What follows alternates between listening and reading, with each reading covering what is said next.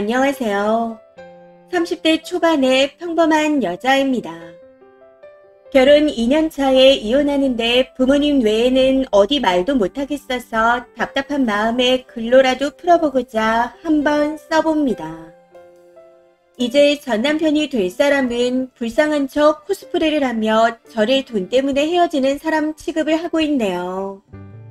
부디 이 글이 널리 퍼져서 당신네 집안이 얼마나 막대먹은 집안인지 알았으면 합니다.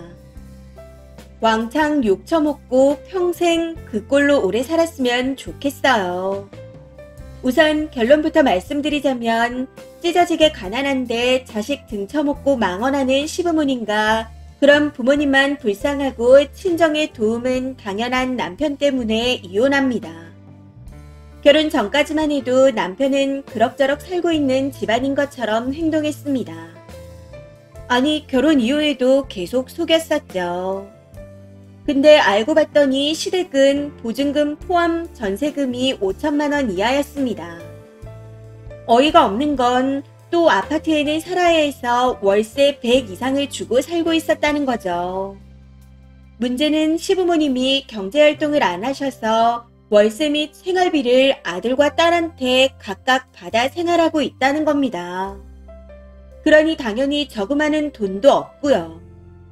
두 분 다 연세가 있으셔서 연금이 나오지만 빚 갚느라 다 나가버리는 상황이라 자식들에게 의지하며 살고 계십니다.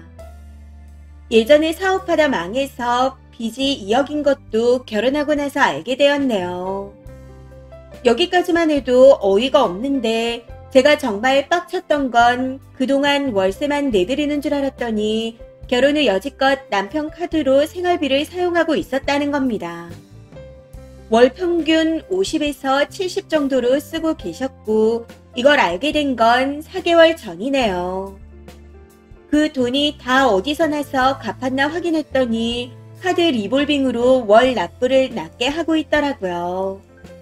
이것도 이자율만 18%입니다. 애초에 결혼할 때도 부모님 집은 자가라고 하더니 결혼 후에 이사가야 하는 상황이 생겨 월세인 걸 알게 되었습니다.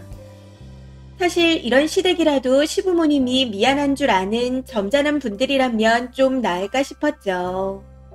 문제는 가부장적이고 딸보다는 아들 하는 집안이라는 겁니다.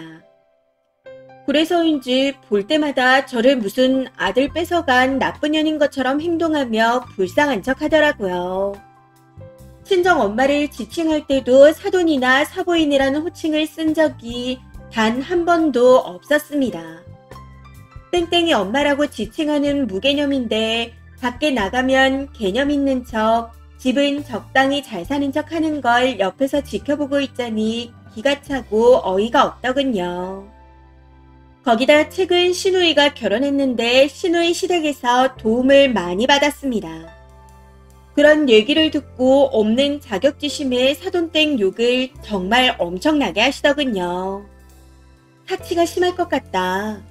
사준 가전이 다 별로다. 안목이 없다. 하는 등 온갖 트집을 다 잡아가며 욕하는데 그걸 같이 듣고 있다 보니 나 없을 때 우리 집을 이렇게 욕하겠구나 하는 생각이 들었습니다. 그동안은 부모님이 속상해하실까봐 한 번도 얘기 안 하다가 아니 못하다가 시부모님 생활비 카드값 사건이 터졌을 때 크게 싸우고 친정에 가 있으면서 결국 다 알게 되셨네요. 모든 걸 다 알게 되신 부모님은 애 없을 때 갈라서라고 계속해서 저를 설득하셨고 결국 4개월 동안 마음이 이리저리 흔들리다 이혼을 결정했습니다. 그러고는 남편놈에게 이혼하자 통보했죠.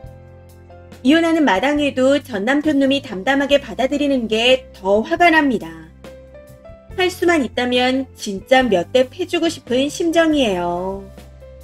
마지막으로 남편놈에게 한마디 하자면 이제 눈치 안 보고 네 등에 빨대 꽂고 살 시부모도 솔직히 꼴보기 싫지만 그렇게 네 인생 없이 버는 족족 모으기는커녕 쓰고 사는 너네 부모님한테 헌신할 걸 생각하면 오히려 기분이 좋아지는 것 같아.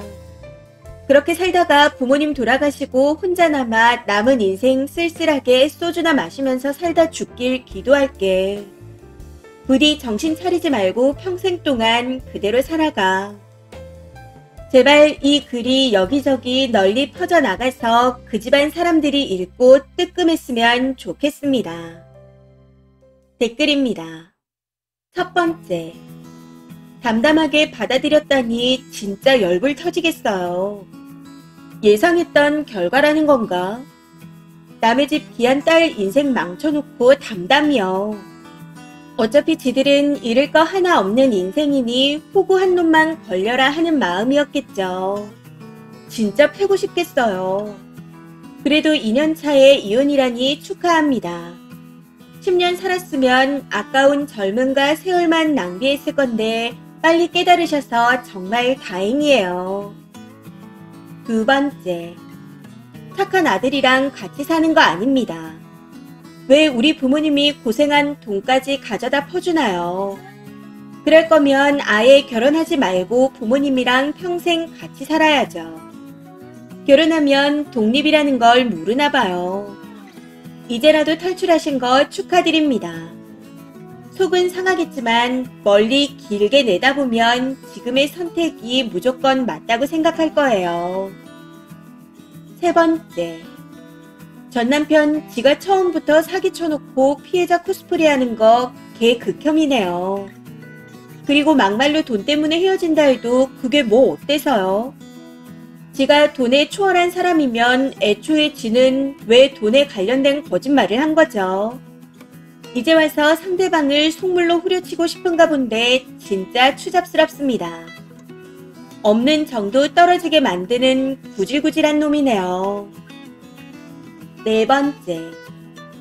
몇 년 전 건너 아는 집 아들 사기장가 보내려던 집이 생각나네요. 시부모네 가진 것 쥐뿔도 없으면서 잘 사는 집 며느리 보려고 대출을 있는 대로 끌어다가 경기도권에 있는 조그만 주상복합 건물로 이사하더라고요.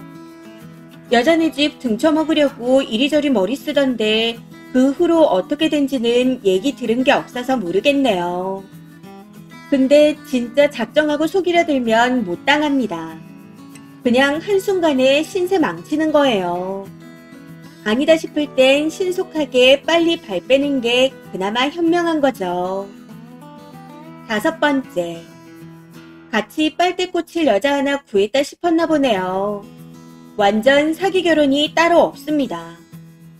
그 전 남편 놈 돌싱남으로 부모한테 평생을 핏발리다가 다 늙어 50대의 고독사 확정이니 걱정하지 마세요. 쓰니는 곧 훨씬 좋은 사람 만나 재혼에 성공할 거고요. 애 안 딸렸으면 여자들은 제가 잘만 하더라고요. 쓰니의 탈출을 축하드립니다. 이번 사연은 여기까지입니다. 시청해주셔서 감사합니다.